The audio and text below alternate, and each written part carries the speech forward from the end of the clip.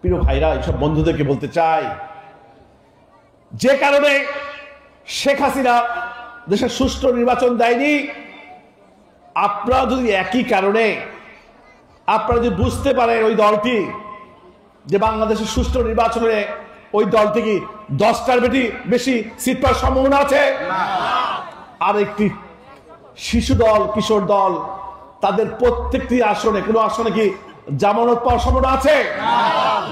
আপনারা বুঝতে পেরেছেন একটি দল প্রতিটি আসনে আমাদের আপনারা জামানত হারাবেন, আর একটি দল 10টি আসনে পাওয়ার সম্ভাবনা নেই।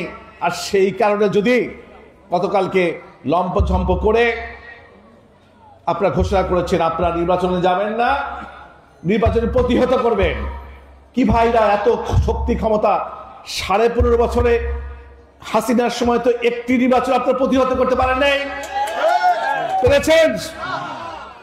আর এই মুক্ত পরিবেশে, শেখ হাসিনা মুক্ত পরিবেশে যখন সারা বাংলাদেশের মানুষ 15.5 বছরে বাংলাদেশের মানুষ ভোট দিতে পারেনি, 3টি প্রজন্ম যাদের বয়স 30 বছর তারা পরপর 3টি নির্বাচনে ভোট দিতে পারেনি, বাংলাদেশের মানুষ গণতন্ত্রের জন্য, বাংলাদেশের মানুষ ভোট দেওয়ার জন্য যে অপেক্ষা করছে, তখন আপনারা বলছেন আপনারা নির্বাচন প্রতিহত করব। প্রিয় ভাইরা, শহীদ জিয়ার শরীর দিয়ে বলতে চাই, বাংলাদেশের গণতন্ত্রকামী মানুষকে বলতে চাই, সেই সংগঠনের সেই হুমকি ধামকি আপনারা মানবেন? আপনারা কি তাদের নির্বাচন প্রতিহতকে মেনে নেবেন? তারা নির্বাচন প্রতিহত করবে, আমাদের নেতাকর্মীরা কি ঘরে বসে থাকবে? প্রিয় ভাইরা, দুটি বিষয়, একটি হচ্ছে জাতীয়ভাবে এখন যে ষড়যন্ত্র হচ্ছে ভোটের বিরুদ্ধে, নির্বাচনের বিরুদ্ধে, সেটি আমাদেরকে সজাগ থাকতে হবে, আমাদের ঐক্যবদ্ধ থাকতে হবে। কোনোভাবেই বাংলাদেশের মানুষের গণতান্ত্রিক অধিকার, ভোটের অধিকার আমরা রুখতে দেব না। এই ষড়যন্ত্র ইনশাআল্লাহ প্রতিরোধ করে জানাবো। পাশাপাশি আপনাদেরকে যারা দীর্ঘদিন বঞ্চিত করেছে, পাবনা 3 অঞ্চলের মানুষ, এলাকার কোন উন্নয়নের ছোঁয়া আমরা দেখতে পারিনি, এলাকার এমন কোন প্রতিষ্ঠান গড়ে ওঠেনি যেখানে আমাদের যুবক ভাইরা চাকরি করবে, কাজ করবে, এমন কোন বড় প্রতিষ্ঠান গড়ে ওঠেনি। প্রিয় ভাইরা, আমি আপনারা একইভাবে নির্যাতিত, আমাদের সন্তানেরা, আমার ভাইরা ঘরে ঘুমাতে পারেনি।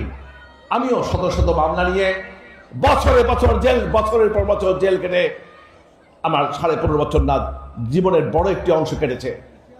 একবার জেলে গেছি, কয়েক বছর জেল কেটে হয়েছে, শত শত মামলা।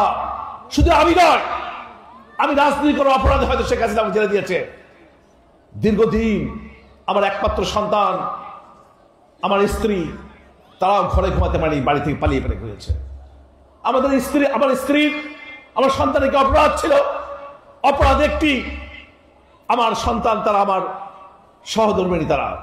প্রিয় ভাইরা, যারা নির্যাতিত হয়েছেন আমি তাদের দলের অংশ। যে সকল ছাত্রদল, যুবদল, স্বেচ্ছাসেবক দল, কৃষক দল, শ্রমিক দল, বিএনপি নেতাকর্মীরা এখানে নির্যাতিত হয়েছেন, বিশেষ করে এ আসলে ভাঙ্গুড়াতে, যেহেতু এলাকার সাংসদ এলাকার ছিল, সুতরাং নির্যাতনের মাত্রা ভাঙ্গুড়াতে বেশি ছিল, তাই না ভাই? সুতরাং আমি বলতে চাই, অবশ্যই যে যতটা নির্বাচিত হয়েছে, আল্লাহর রহমতে বাংলাদেশের মানুষের ভোটের ক্ষমতা আসলে অবশ্যই বিএনপি এবং আমরা তাদেরকে ততটুকু